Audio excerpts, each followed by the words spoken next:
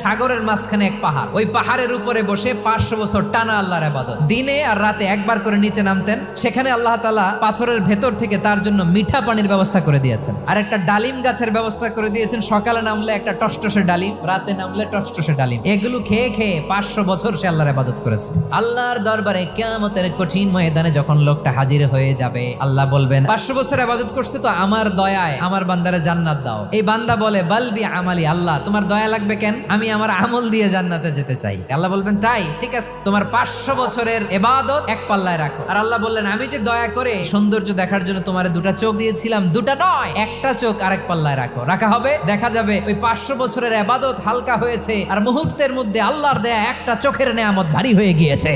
ফলাফল দেখো, হিসাব বলে তুমি এখন জাহান্নামে যাবা, যাও এবার জাহান্নামে যাও। এবার লোকটা কাচুমাচু করে বলে আল্লাহ এবার আমি বুঝতে পেরেছি তোমার দয়া ছাড়া দুনিয়ায় কেউ জান্নাতে যেতে পারবে না।